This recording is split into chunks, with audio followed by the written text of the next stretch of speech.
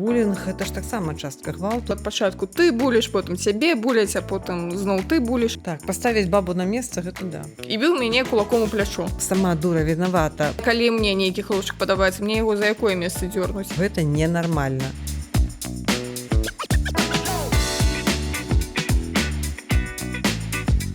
Усіх вітаем, шаноўнае гаспадарства. Гэта падкаст дочкі маткі і гром з молніяй беларускага падкастынгу. Дар'я Гардзейчык. І спадарыня Ірына Новік. Спадарыня Ірына, вы будзеце у мяне маланкай ці громам? Я буду маланкай і перуном адразу. Добра, Я думаю, што мы з табой можам чаргавацца. Раз Так. ты маланка, раз я маланка, раз кулаком по столу. Раз вы блістаеце, раз я грамлю, усё як трэба. Супер. Карацей кажучы, тэма ў нас сёння, спадарыня Ірына, якая мяне вельмі раз'юшвае. Называецца яна «Гендерны гвалт». Або я б прапанавала назваць гэтае відэа, чаму мужчыны гвалтуюць жанчын. І адразу ж я просто прадказваю, ведаеце, у мяне ёсць пэўныя магічныя здольнасці, каб прадказаць каментары, што мужчыны таксама церпяць ад гвалту, і жанчыны ад часу да часу здзяйсняюць гвалт. Што мы можам адказаць на такія каментары зараней, спадарыня Ірына? Ну, мы можам адказаць сухой мовай статыстыкі, адправіць іх на той самы Белстат, который ўсё ў Беларусі лічыць, і там будзе відавочна заўважна, колькі пакараных, прынамсі, па гендернай прыкмеце за гвалт суд адпраўляе ў турму, напрыклад. Колькі там жанчын і колькі там мужчын. І можна яшчэ палічыць колькасць выпраўленчых калоній, як это сказаць нармальна па-беларуску. Выпраўленчыя калоніі, колькі выпраўленчых калоній мужчынскіх у Беларусі, колькі жаночых. А яшчэ можна паглядзець пацярпелыя, сярод іх таксама ёсць мужчыны, то бок гвалт мужчыны здзяйсняюць не толькі супраць жанчын, але і супраць мужчын таксама. Наконт тых выпадкаў, калі ўсё ж такі жанчыны здзяйсняюць гвалт, па-першае, мне сёння такая аналогія прыйшла ў галаву. Не буду хлусіць, што я зараз это экспромт выдала, не, гэта загатовачка. Наконт таго, што калі мы кажам, напрыклад, пра сілавікоў, і гвалт датычны, скажам, людзей, якія ўдзельнічаюць у нейкіх пратэстных акцыях.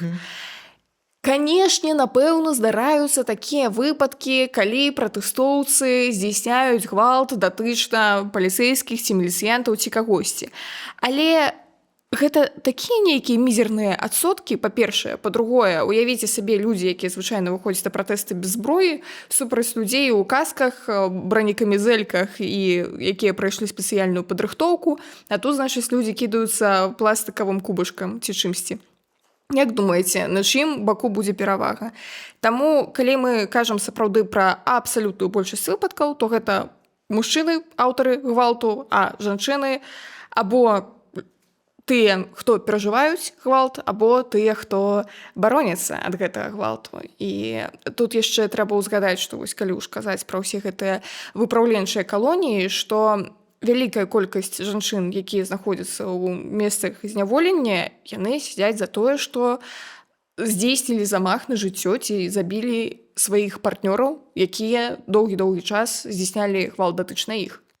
Так, я таксама хацела пра гэта сказаць, што калі кажа, што жанчына забіла мужа і пачынаеш капаць глыбей, то высвятляеш звычайна, што ён там 10-20 колькі там гадоў здзяйсняў проста штодзённы хатні гвалт, і ў пэўны час яна проста мусіла вось так абараняць сябе. Прычым не толькі датычна яе, яшчэ, імаверна, датычна цёшчы, свекрові, дзяцей і ўсіх, хто пад руку трапляўся. Але, ведаеце, Сусветная арганізацыя аховы здароўя прыводзіць нейкія лічбы трошкі адрозныя ад Белстата. І зараз я вас, напэўна, здзіўлю, але ў Беларусі у 2023 годзе 6% жанчын дэкларавалі, што перажылі за гэты год хатні гвалт. Або любога іншага кшталту гвалт. А увогуле за ўсё жыццё, калі пыталі, значыць, усіх жанчын, то за ўсё жыццё это 21%. І ведаеце, гэтыя дадзеныя супадаюць, напрыклад, са Швецыі. У Швецыі такая ж самая статыстыка. А ў Злучаных Штатах жанчыны, якія дэкларуюць, што з імі здараўся гвалт на працягу жыцця, іх неяк больш, аж на 5%. А лідзіруе ва ўсёй гэтай гонцы лідара увогуле, ведаеце, якая краіна? Я ўжо проста здаюся. Давайте я вам падкажу, гэта постсавецкая краіна. То бок лідар па хатняму гвалту постсавецкай. Наадварот, наадварот. Дзе жанчыны Найменш найменш, так. найменш терпяць ад хатняга гвалту. Постсавецкая краіна. Слухай, ну мне хочацца сказаць якую-нибудь Арменію ці Грузію. Лепей, Казахстан. Там Усяго 16 вообще не терпяць, абсалютна. Мы бачылі вот эту трансляцыю судоў, ніякага гвалту няма ніколі. Абсалютна, толькі 16% жанчын дэкларуюць, што яны перажывалі за жыццё гвалт. І як бы можна сказаць, ну это адзінкавы выпадак. Ну проста нейкі былы міністр з'ехаў з глузду і такое знесціў. Насамрэч не, насамрэч казахскія актывісткі і феміністкі кажуць пра тое, што гэта сістэматычная праблема, і гэта абсалютна не адзінкавы выпадак, проста найбольш гучны. То бок, што мы зараз можам сказаць, што гэтыя лічбы гавораць не пра фактычную карціну, колькі гвалту ёсць супраць жанчын у некай краіне, а пра тое, ці баяцца жанчыны дэклараваць факты гвалту супраць сябе. Ну, глядзіце, тут можа быць шмат гісторый. Па-першае, мы не ведаем, як яны збіраюць гэтую статыстыку. Што лічаць гвалтам, не ведаем. Так, мы не ведаем, ці ёсць там прамыя фальсіфікацыі. Гэта ж не беларускія так, выбары, так, дзе да. ўсё відавочна. Канешне, няма. А вось калі казаць сапраўды пра фармулёўкі, то вы можаце напрамую запытацца, перажывалі гвалт? Ну і хутчэй за ўсё вам скажуць, ну неяк, не, гвалт, гэта ж калі там недзе ў цёмнай падваротні, там штосьці такое здараецца. А калі запытацца, ці бывала так, што мужчына даваў вам падзатыльнік, это ўжо іншая гісторыя. І тут ужо большая жанчын кажа, ну канешне, да з усімі бывала. Ну, альбо скажуць так, ці бывала так, што у цябе не было грошай на сродкі гігіены, на пракладкі, ты прасіла ў мужа, а ён табе адмовіў.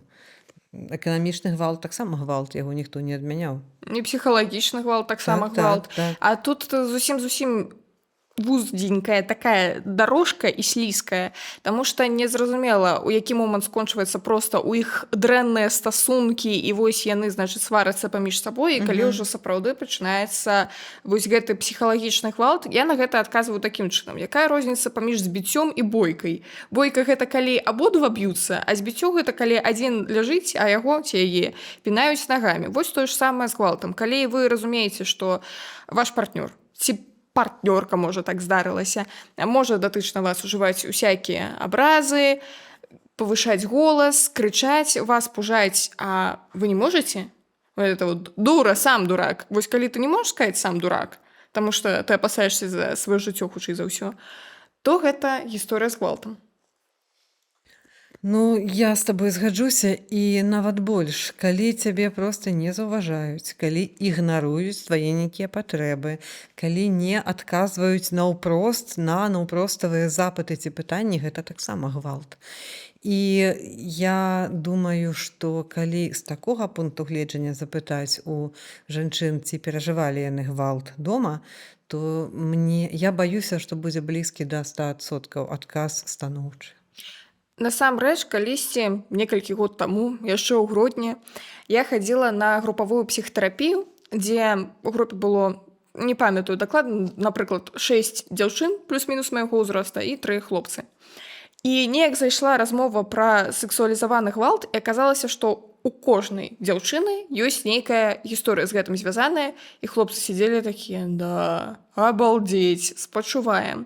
Гэта мне нагадала фрагмент з серыяла Sex Education нашага улюбёнага, калі настаўніца прымусіла дзяўчынак, значыць, я вас не выпушчу з класа, пакуль вы не знойдзеце штосьці агульнае паміж сабой, і аказалася, што агульнае гэта тое, што ўсе так ці інакш сутыкаліся з сексуалізаваным гвалтам. Праблема ў тым, што некаторыя рэчы з намі здараліся, напрыклад, у дзяцінстве ці ў юнацтве, і мы дрэнна памятаем, што там увогуле было, і тады мы гэта так не асэнсоўвалі. Я, напрыклад, сапраўды толькі праз нейкія там гады псіхатэрапіі і чагосьці усвядоміла, што адзін мой настаўнік, назовем яго Павел Казімірович, сапраўды здзейсняў сексуалізаванага кшталту дзеянні, не толькі датычна мяне, датычна шмат каго. І мне тады падавалася, што ён проста дзіўненькі. Проста неяк мне з ім некамфортна сам-насам заставацца. Гэта таму, што ён нейкі дзіўненькі. Ну гэта ўсё таму, што сексуальнай адукацыі ў нас не было нават блізка. І мы не разумелі вось падлеткамі, там, тым больш з дзецьмі, як трэба. То бок, дзе норма, дзе не норма, як можна і як нельга, дзе мая мяжа, которую нельга пераступаць ніколі, дзе мае гэтыя чырвоныя лініі, нам не тлумачылі. Тэма гвалту, а тым больш сексуалізаванага гвалту проста замоўчвалася, і гэта было страшным табу. Прынамсі ў мой час. Да па шчырасці, беларуская школа гэта дагэтуль месца, дзе сістэматычна здзяйсняецца гвалт. Таму што калі настаўніца пачынае дзікім голасам араць, біць указкай па стале і кідаць сшыткі ў людзей, то гэта гвалт. І сапраўды гэта класічная гісторыя, што вось чалавек ва ўладзе, якая можа з табой зрабіць усё што заўгодна, пачынае нейкага кшталту гвалтоўныя непрыемныя табе дзеянні здзейсняць. І што гэта? У школе шмат гвалту сярод дзяцей. Булінг гэта ж таксама частка гвалту, і вельмі часта супраць дзяўчынак ён скіраваны наўпрост, бо яны слабейшыя. Добрый дзень, я была такой дзяўчынкай. Хто не быў такой дзяўчынкай з дзяўчынак? Напэўна, кожная другая ведае, што такое булінг. Напэўна, акрамя тых, хто самі булілі. Хаця бывала і так, што ад пачатку ты буліш, потым цябе буляць, а потым зноў ты буліш. І, канешне, рэакцыя настаўніц у такой сітуацыі проста: дзеці, ціша, што это вы? Так, пачынаем урок. Стандартная гісторыя. І зноў жа нельга вінаваціць настаўніц, таму што я сабе ўяўляю, што калі яны прыходзяць у настаўніцкую, там з боку дырэктара, якія часцей за ўсё мужчына, асабліва ў ваш час было, спадарня Ірына, у ваш час, калі вы яшчэ хадзілі ў тую школу, не на бацькоўскія сходы. І ён таксама пачынае, наязджаць, магчыма, даволі грубым тонам і расказваць, што як это так у нас успеваемасць падае.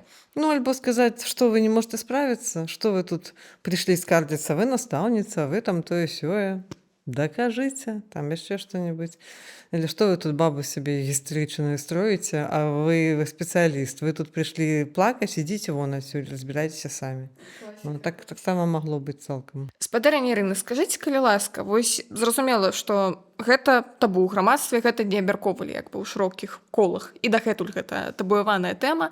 Трошкі штосьці пачынае зрухвацца, але на ўзроўню прыватных стасункаў бывала такое, што вось вы маглі неяк сабрацца дзяўчынкамі і пад налівачку штосьці там успомніць нейкія непрыемныя гісторыі. Калі ты маеш на ўвазе такі мой, скажам, узрост больш-менш свядомы, студэнцкі, то там і абмяркоўваць не трэба, бо мы жылі ў інтэрнаце, там усе адзін у аднаго на вачах, калідорная сістэма, дзверы ў дзверы, агульны ўмывальнік, агульныя душавыя, там агульныя кухні. І ўсё гэта бачна. І часта, такія кшталту гвалтоўныя стасункі, яны частка жыцця, і дзяўчаты там маглі пераказаць адна адной, што вось той хлопец такі, ты да яго не падыходзь блізка, ён там берагоў не ведае, трымайся падалей, што не хадзі адна.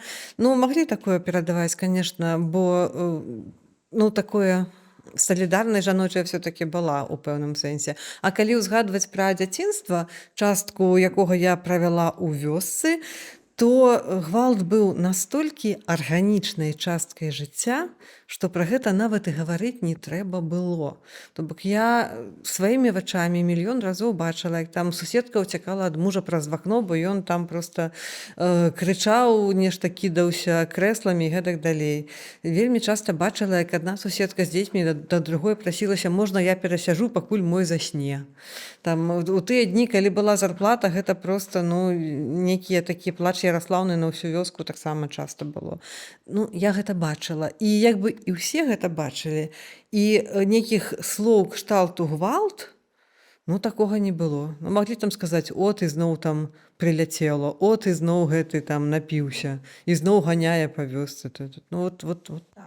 Мяне заўсёды, дарэчы, ўражвала, як людзі пра гэта кажуць з усмешкай, таму што, хаця мы пераехалі ў шматпавярховыя дамы, гэтая ментальнасць вясковая, яна даволі часта заставалася. І, напрыклад, у нашых хрушчоўках з тонкімі сценамі звычайна ўсё чуваць, хто крычыць, хто плача, а хто, наадварот, радуецца і смяецца.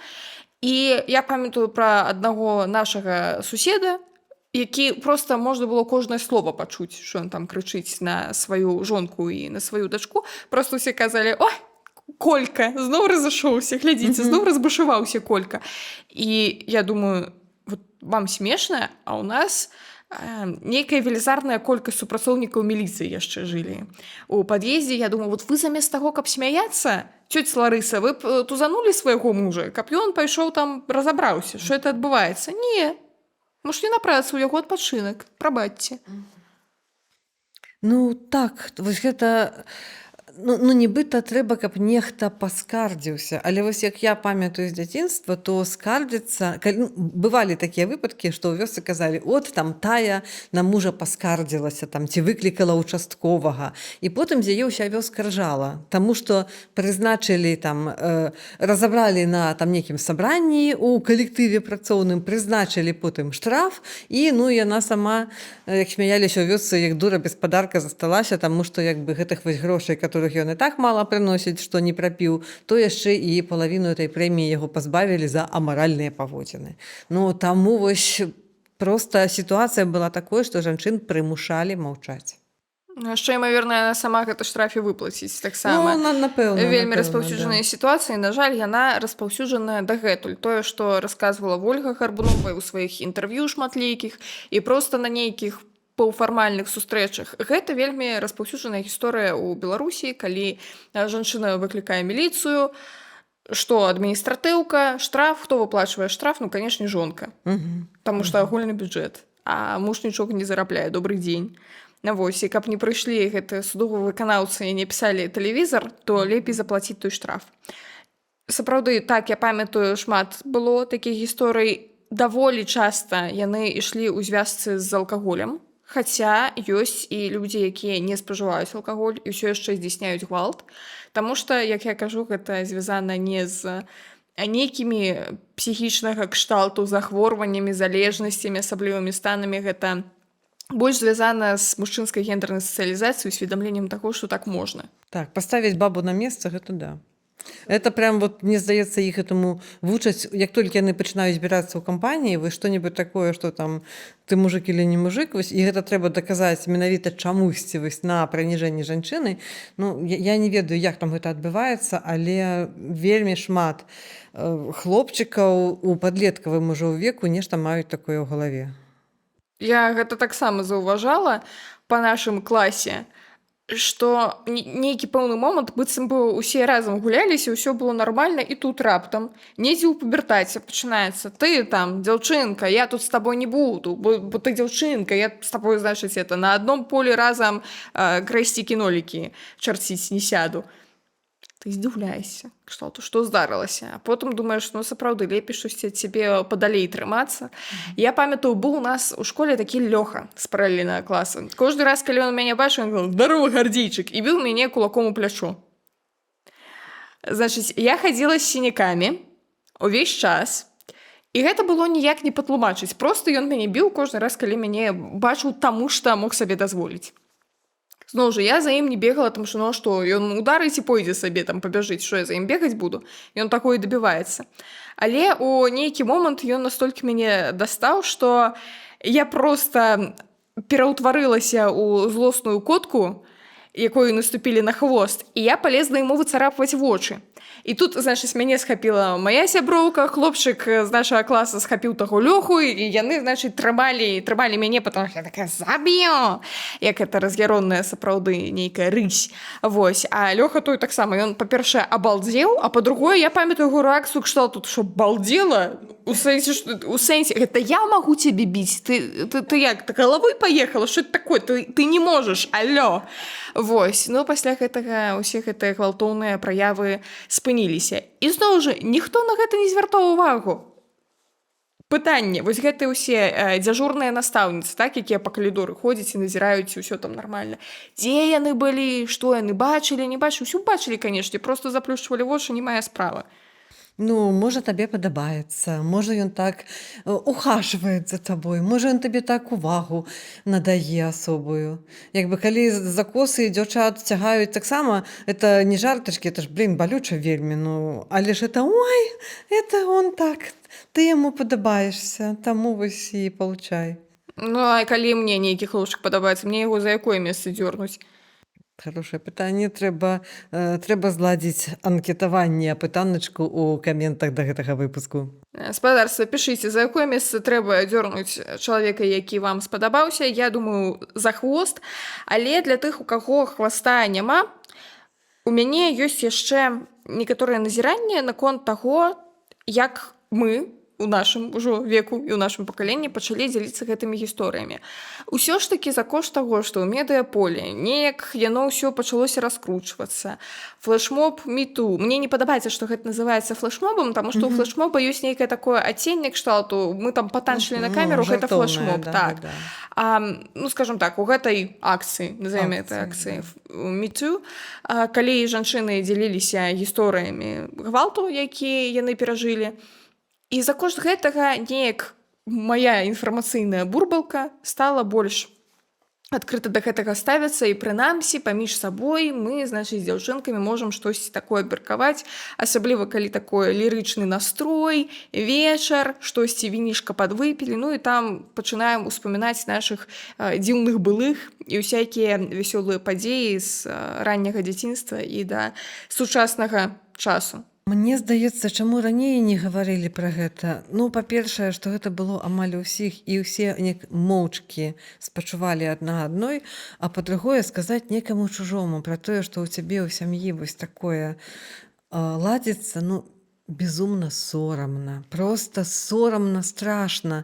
І калі жанчыны з сінякамі хадзілі і замазвалі іх нейкімі там крэмам балет ці яшчэ нечым, ну таксама ж усе маўчалі, рабілі выгляд, што гэтага няма, бо ну як бы у чужую сям'ю не ўлезеш, не паможаш, міліцыя не выратуе, ну а што табе зрабіць? Ну як бы, ну і вось гэты загавар, проста змова маўчання, яна была як жалезная сцяна. Тое, што пра гэта сталі казаць, і як бы як сталі казаць, не проста, што гэта ёсць, мы ведалі, што гэта ёсць, што гэта ненармальна. І калі сказаць, што сур'ёзна, што нам таксама можна сказаць, што нас білі, што нас збівалі там і да нас нечалавеча ставіліся. Я думаю, гэта проста прарвала плаціну, таму не толькі падвінішка, не толькі маладыя дзяўчаты, а сталыя жанчыны таксама ну, часта дазволілі сабе пра гэта сказаць. Можа, не ўсе ў інтэрнэце, можа, не кожная паставіла хэштэг і назвала сваё імя там ці імя гвалтаўніка, але паміж сабой, прынамсі, гэта было прагаворана. Гэта ўжо ну, неяк аддзялілася трохі ад той свядомасці, што вось я і мой гвалт гэта адно і тое ж. Неяк аддзяліць сябе ад гэтага гвалту, аддзяліць гвалт ад сваёй персоны, яно адбылося. Но адбываецца патрохі, не ўсіх, не адразу, але шлях ужо, як бы эта лавіна ўжо пайшла. Гэта мая улюбёная тэма пра каштоўнасныя трансфармацыі. Тое, што зараз мы назіраем, і, канешне, інтэрнэт вялікая сіла і медыяпрастора вялікая сіла. Тая падзея, якая адбылася ў гэтым годзе ў сакавіку, калі загінула Ліза, беларуска, у цэнтры Варшавы, трыгер-ворнінг згвалтавання, гэта была вельмі жорсткая гісторыя, таму што гэта быў цэнтр Варшавы, і гэта быў час, калі акурат усе звяртаюцца з бараў, рэстарацый, клубаў, і на Лізу накінуўся малады чалавек, здзейсніў дзеянні сексуалізаванага характару, у ходзе якіх яна потым загінула. Самае страшнае, што побач прахадзілі людзі, якія потым казалі, што як там супраць сумлення ў нас ёсць апраўданне, думала, п'яны ляжыць. Вось там нешта было кшталту таго, а мы-то думалі, там бяздомныя людзі займаюцца чымсьці. Зноў жа, а займацца ўсякімі палавымі рэчамі ў грамадскай прасторы гэта з якіх часоў стала законным. То бок у любым выпадку, ну, вы бачыце, што адбываецца нейкае правапарушэнне, і вы можаце выклікаць паліцыю, і ніхто не будзе ў вас правяраць тэлефоны на прадмет падпіскі на нейкія левыя тэлеграм-каналы ці правыя.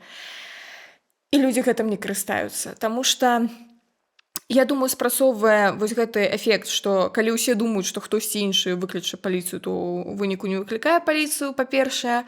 А па-другое, вось гэтае адчуванне, што калі штосьці адбываецца, як быццам бы не прам з чалавекам там майго з маімі знаёмымі. Ну, напэўна, калі б вы прыйшлі да сябе ў офіс і там гвалт адбываецца, вы б, напэўна, з гэтым штосьці зрабілі. А там нейкая незразумелая сітуацыя, нейкая левая дзяўчынка, нейкі... Што там адбываецца? Халера ведае, я лепей пайду, яшчэ і мне дастанецца. Ну, магло быць так. Людзі маглі проста ўвагу не звярнуць. Проста людзі ідуць засяроджаныя на сабе, у горадзе заўсёды шмат людзей, і проста ідзеш у сваёй бурбалцы, як у шорах, можаш проста не бачыць. Не так шмат уважлівых людзей. Вось, чтобы гэта магло быць такая сітуацыя.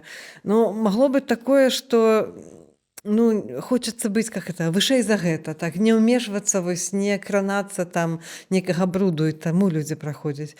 Ну, просто баяцца, што вось зараз кепска таму, а я падыду, дастанецца яшчэ і мне. Можа быць і такое таксама, просто што калі нехта праходзіць міма, то конечно не думае, што адбываецца нешта настолькі сур'ёзнае, што пагражае ажно жыццю. Хаця, з іншага боку, у мяне тут была нядаўная сітуацыя, якая ў мяне выклікала флэшбэкі, дзякуй Богу, не в'етнамскія. Калі недзе 11 гадзіне мае суседзі у смежнай кватэры пачалі крычаць, там просто стандартная сітуацыя. Маці, дзяўчынка-падлетак, і яна ёй кажа нешта кшталту: «Ідзі спаць!» Яна ёй кажа: «Не хачу спаць!» Яна ёй кажа: «Ідзі спаць!» Ну і, значыць, слова за слова пачаўся скандал. Хвілін праз 10 гэта ўсё скончылася, я сабе заснула, а прачнулася ад таго, што свеціць гэтыя, як называецца, сірэны, гэта тое, што гучыць, а свецяць... Мігалкі, так. Значыць, свеціць гэтыя мігалачкі.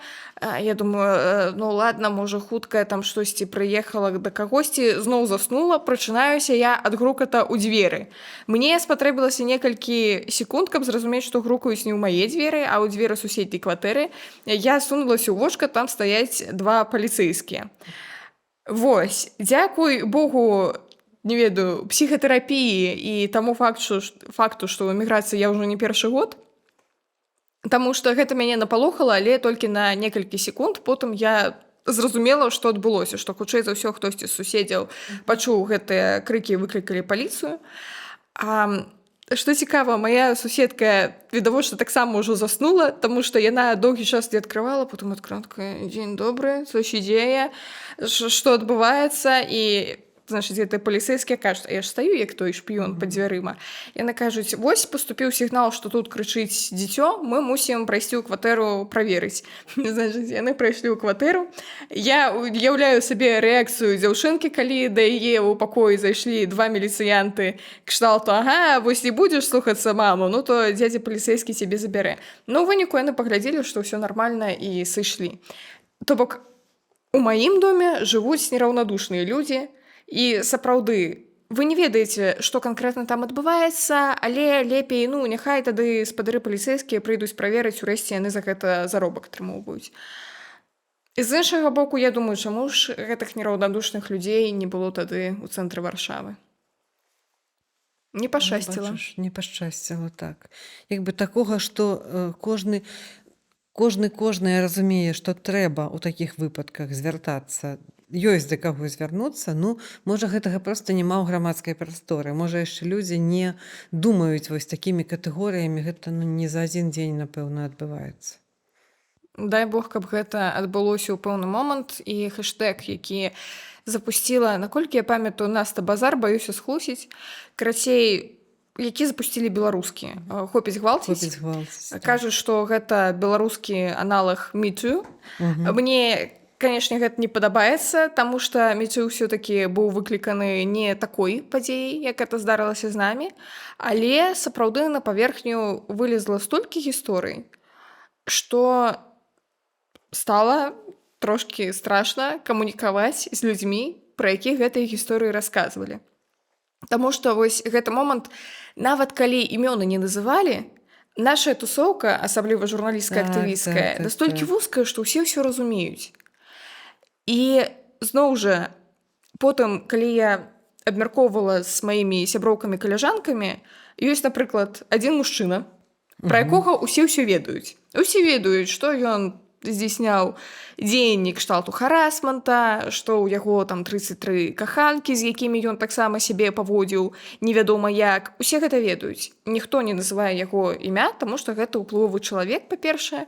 Па-другое, окей, мы назовем яго імя, і пасля гэтага, імаверна, з намі не захочуць працаваць, не захочуць нас запрашаць на канферэнцыю ўсё астатняе, а яму, імаверна, нічога не будзе. Вось гэта мне за гэта нічога не будзе. І адзінае, што мы можам рабіць, гэта вось так у кулуарах расказваць сваім калежанкам, што так, вось глядзі акуратна, з ім такое можа здарацца. Ну тут мне няма, на жаль, чаго яшчэ дадаць, бо праўда такія сітуацыі ёсць. Адзінае, конечно, што вельмі важная змена, которую трэба адзначыць, што жанчыны пра гэта гавораць. То бок у адказ яны, конечно, атрымліваюць хвалі, проста плыні і лавіны таго, што там я пайду ў суд, гэта немагчыма даказаць, яна сказала, ён сказаў, трэба як бы тут разабрацца, можа яна сама справакавала, можа яна давяла, любяць яшчэ казаць пра жанчын, так? Як бы яны аднолькавыя, чаму адразу не сказала, чаму 100 гадоў чакала, то бок вось гэта ўсё ідзе на жанчын, ну і трымаць вось такі націск даволі цяжка, то бок трэба мець такую і ўпэўненасць у сваёй праваце і падтрымку сябровак, кола такога сяброўскага і, напэўна, кансультавацца трэба з юрыстамі, бо калі пытанне дойдзе да суда, то, праўда, трэба будзе думаць, як выбудоўваць гэту камунікацыю ўжо ў прававым поле, безумоўна. Але тое, што вось на змену сама дура вінавата прыйшло, што хопіць гвалціць, ну, гэта я лічу проста вялікая падзея, гэта веха такая, которую можна адзначаць. Ну, канешне, каментары, па-першае, гэтага не было, па-другое, сама вінаватая, гэта класіка. І самае непрыемнае, напрыклад, для мяне было гэта чытаць каментары ад некаторых каляжанак, ад жанчын, кшталту не нагаворвайце, ён прыўкрасны чалавек, або а вось са мной такога ніколі не здаралася. І што гэта значыць? І нічога гэта не значыць са мной, да халеры, чаго не здаралася ў жыцці, гэта не значыць, што я мушу адмаўляць у гэтым жа досведзе усім, з кім гэта ўсё-такі здаралася. Ну, часта вось калі жанчыны так рэагуюць, гэта трошкі, конечно, мізагініі ўнутранай, а другое вось такая жаданне салідарызавацца з тым, хто мацнейшы. Кшталту вось калі я стану на бок мужчын, калі я буду іх абараняць, то мне такое дакладна не прыляціць. То бок такая не вельмі, можа, разумная і рацыянальная, але гэта стратэгія абараніць сябе, нібыта. Вось так. Гэтыя каляжанкі даволі часта працуюць у медыа. Ну, да. І потым мы здзіўляемся, адкуль бяруцца ўсякія цудоўныя загалоўкі. Кшталту паміж мужам і жонкай адбыўся канфлікт 10 ножавых. Маё улюбёнае. Або жанчына была згвалтаваная. І зноў жа, вось гэтая была згвалтаваная без указання, хто ўласна выканаў гэтае дзеянне, дзе тут дзейнік, дзейнік тут жанчына зноў жа. Як быццам бы, што, прыляцела нейкая існасць. Гэта вось... Яе згвалтавала. І пры гэтым, скажы пра гэта журналістам, яны даволі часта табе адкажуць, а што, а мы не схлусілі. А так і было. А гэта проста вордзінг, як кажуць па-ангельску, гэта проста такі падбор слоў. А што такога? І вось гэта, а што такога, а мы не схлусілі, а гэта лепей лайкаецца, а гэта больш клікаецца. Гэта, канешне, тое, пра што я казала на усякіх публічных выступах. І зноў жа, людзі, у якіх каштоўнасці недзе на тым жа месцы, што і ў мяне, яны кажуць, так, дзякуй, што ты гэта агучыла, а людзі, якія, ну так, а што такога, яны працягваюць казаць, ну так, а што такога. На жаль, такая сітуацыя будзе яшчэ даволі доўга захоўвацца, напэўна, бо вось гэтая пагоня за клікамі, за праглядамі, ну мне часам, не часам, а мне вельмі часта хочацца вось тым людзям, которые гоняцца за клікамі, сказаць, окей, паглядзіце глыбіню. Паглядзіце глыбіню прагляда, як далёка дачыталі вось з гэтым вашым правакатыўным ці там якім-небудзь яшчэ загалоўкам. Ці гэта, ну, насамрэч было асэнсаванае чытанне, ці вы чарговы раз падманулі карыстальнікаў свайго медыа вось тым, што нібыта некі там смажаны факт ці некую такую вось кантраверсійную думку падалі ў загалоўку. Ну, трэба спраўджваць, але чамусьці далей кліка аргументы не агучваюць. агучваюцца, прынамсі ў публічнай прасторы. Ну гэта ж класіка, калі чалавек адкрыў артыкул, таму што загаловак прачытаў лід ці прачытала лід і закрылі, таму што зразумелі, што ў артыкуле вядзецца зусім Што не гэта пра не тое. тое, што хацелася прачытаць, так. Канешне. Я магу сказаць на гэты конт, што я бы не хацела агучваць гэтую думку, набіўшую аскоміну і ўсё астатняе, што журналісты і журналістыка гэта нейкая ўлада, таму што я асабіста не вельмі веру, што ў мяне ёсць нейкая вялізная ўлада, але тым не менш гэта рэсурс. Адназначна. І ведаеш, я для сябе прыняла такую стратэгію, што я не буду спрачацца з вось гэтымі мельніцамі нейкімі, так, я проста буду рабіць сваю справу. Я проста буду расказваць чарговы раз на чарговай школе, на чарговым вебінары пра тое, вось як ёсць сэнс, чаму ёсць сэнс так рабіць, і сама буду проста будаваць іншую камунікацыю хаця б у сваіх матэрыялах ці ў тым медыя, на рэдакцыйную палітыку которага, на яе фарміраванне я магу мець уплыў. Карацей кажучы, уздзелваем сваю градачку, спадарыня Ірына. Адназначна. То бок не будзем глядзець, у каго зелянейшая трава за плотам, будзем гадаваць сваю, каб яна была самай зялёнай і там нават смарагдавай хай будзе. Давайце тады прывядзем прыклады, якія пункты вы лічыце неабходнымі, каб артыкул на такую чуллівую тэму быў сапраўды чуллівым. Ну, па-першае, трэба называць, хто здзяйсняе гвалт. Калі тычыцца асабістай гісторыі, ну вось у мяне летась быў шэраг артыкулаў пра гвалт, пра розныя віды гвалту супраць жанчын у Беларусі. Дарэчы, ён атрымаў дыплом ініцыятывы журналісты за талерантнасць, GFT. Вось, так што я яшчэ раз хвалюся, якая я крутая, вся і сябе. Вось, то калі там былі асабістыя гісторыі, я не называла, я не магла назваць імён, але я расказвала сітуацыю і прыводзіла статыстыку з дзяржаўных медыя, которые не хлусяць, як бы так, да? Вось, і тую статыстыку, которую даваў Белстат, пацвердзіць, што гэта не адзінкавы выпадак, а што гэта сістэмная з'ява. Я бы яшчэ сказала, важна пісаць гэтыя самыя трыгер-ворнінгі, то бок папярэджванне пра трыгеры, таму што сапраўды шмат жанчын сутыкаліся з аналагічнымі сітуацыямі, і для іх гэта можа быць даволі траўматычна. Таму варта на пачатку напісаць, каб людзі, якія гэта чытаюць, разумелі, да чаго быць падрыхтаванымі і, можа быць, закрыць адразу, каб не траўмавацца за лішні раз. Звычайна, калі чалавека папярэдзілі, што будзе далей, яна неяк так збіраюцца і кшталту, окей, гэта не будзе для яго, для яе сюрпрызам. Яшчэ я лічу неабходным не хайпіць на крыві. Гэта ў мяне ёсць два улюбёных выразы: хайп на крыві і трафік не пахне. Вось у гэтай сітуацыі трафік пахне. Даволі часта пахне непрыемна. І на то мы і журналісты, і журналісткі, каб падабраць словы так, каб заахвоціць людзей прачытаць і пры гэтым нікога не траўмаваць.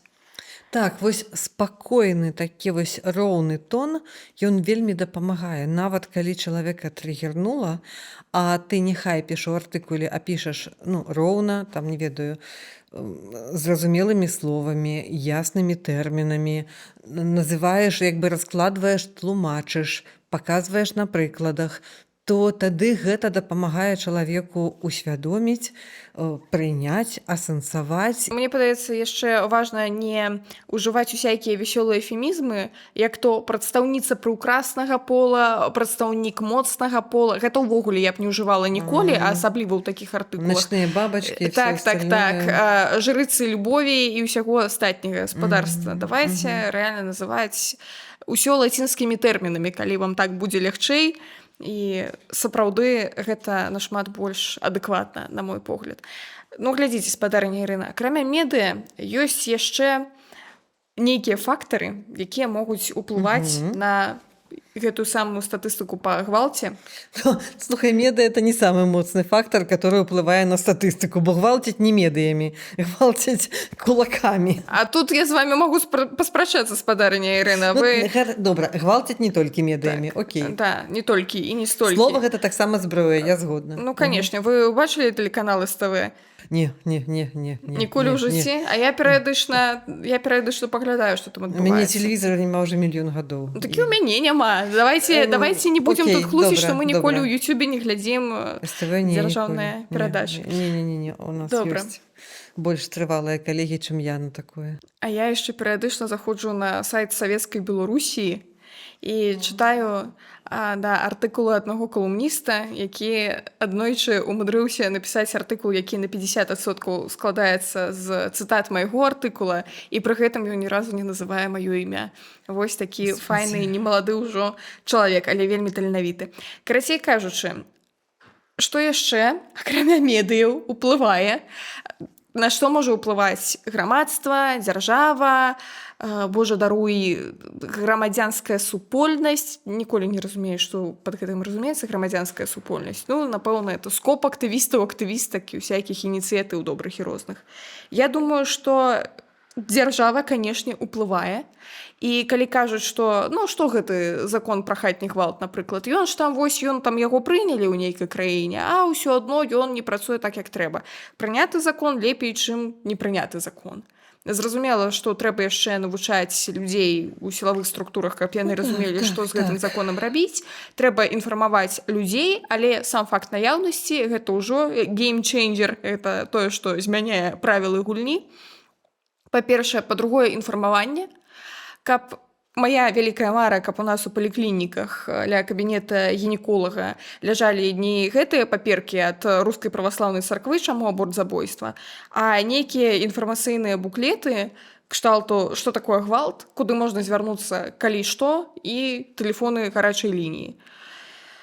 Па-трэцяе, вярнусь Радзіславу, хочацца сказаць, сапраўды, калі у Беларусі не засталося арганізацый, якія напрамую дапамагаюць людзям, якія пацярпелі ад гвалту, то аб чым мы можам казаць? То бок можна звярнуцца ў дзяржаўныя установы, ёсць магчымасць пабыць у крызісных цэнтрах, якія звычайна ёсць кшталту пры кожным рэйспалкоме ці сельсавеце, але гэта не замяняе якасную псіхалагічную падтрымку, рэсацыялізацыю і ўсё астатняе. Безумоўна, так. Я б яшчэ дадала, канешне, змены ў гендернай сацыялізацыі. То бок адукацыйны складнік, нікуды б ён не дзеўся. І тое, як выхоўваюць хлопчыкаў, а не толькі дзяўчынак, што ты павінна быць харошай. Хлопчыкам як бы таксама трэба даваць альтэрнатыўны погляд на тое, як станавіцца дарослым і паказваць каштоўнасць вось нейкіх такіх дарослых, спакойных, адказных рысаў характару мужчынскага.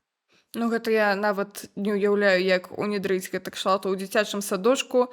Падыходзяць выхавацельніцы, адбіраюць у дзяцей палкі, якімі яны б'юцца, і даюць ім... Слухай, вось ты жартуеш, а цацкі гэта вельмі моцны, магутны выхаваўчы інструмент, бо калі ў садку дзеці гуляюць са зброяй, хлопчыкі, гэта адна сітуацыя, а калі ў садку хлопчык гуляе з вазочкам, у которым лялька ляжыць, ён гуляе ў тату, который не дапамагае, который выхоўвае дзіця разам з мамай, то гэта іншая сітуацыя. У адной сітуацыі хлопец рыхтуецца да гвалта, і гэта лічыцца, што гэта ухвальная сітуацыя. У другой сітуацыі ён рыхтуецца да таго, каб быць членам сям'і, каб быць вось бацькам свайму будучаму дзіцяці.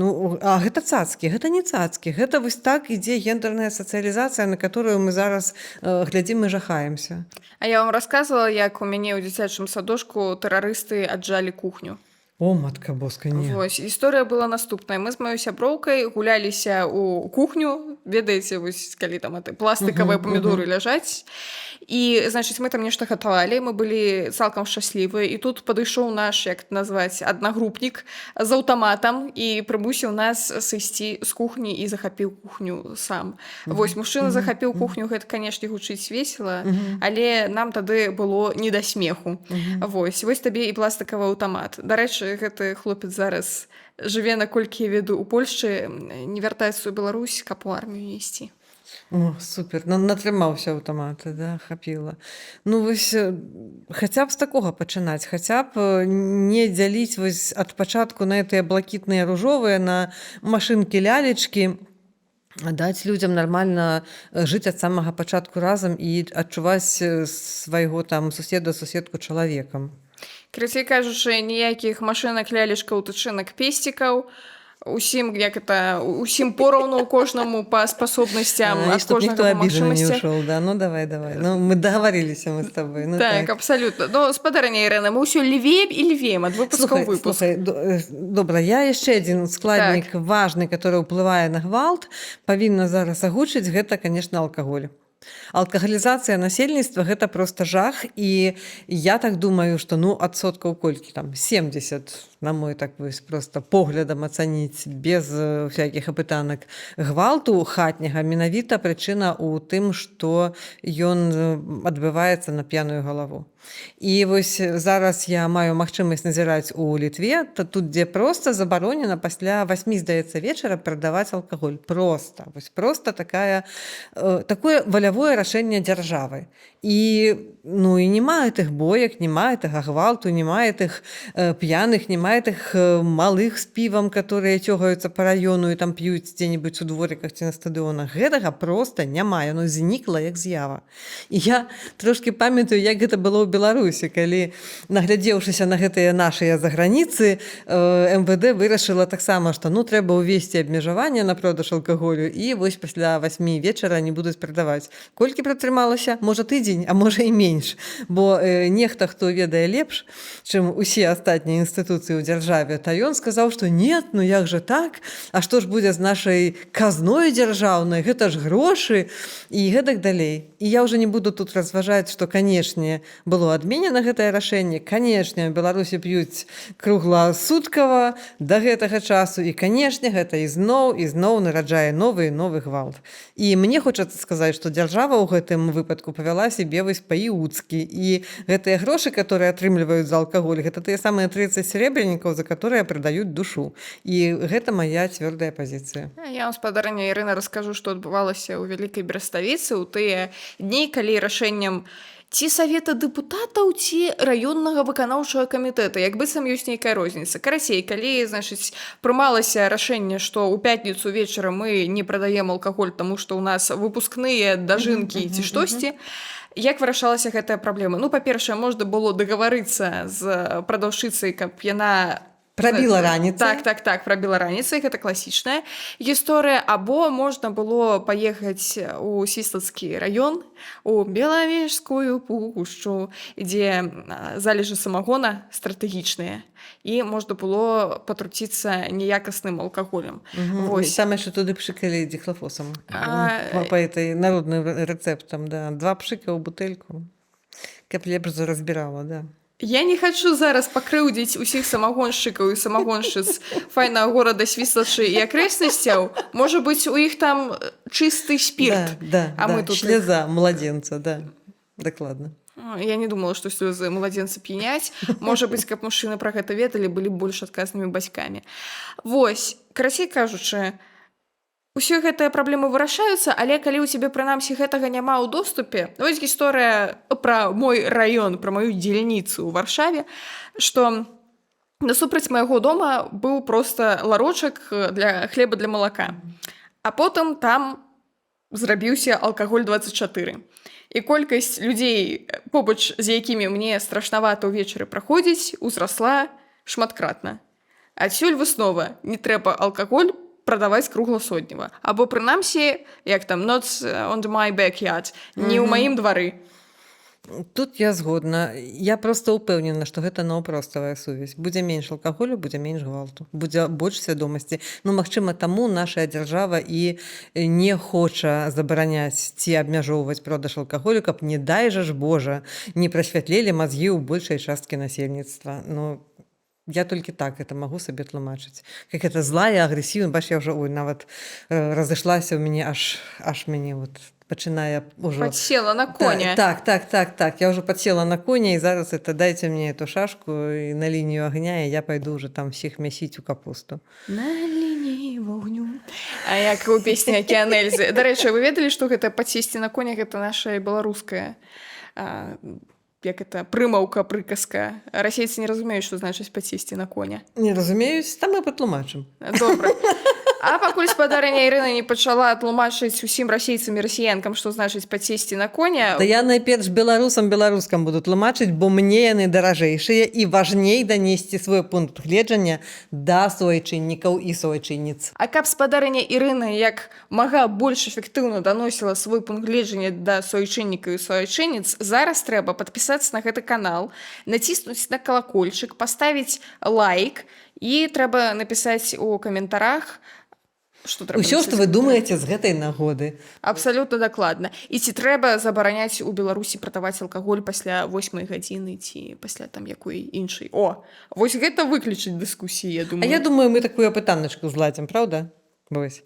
Ну, гэтым разам мы развітваемся, але ненадоўга. У хуткім часе дочкі маткі вернуцца з новай тэмай, которая не пакіне вас раўнадушнымі. Пакуль. Пачуемся і пабачымся.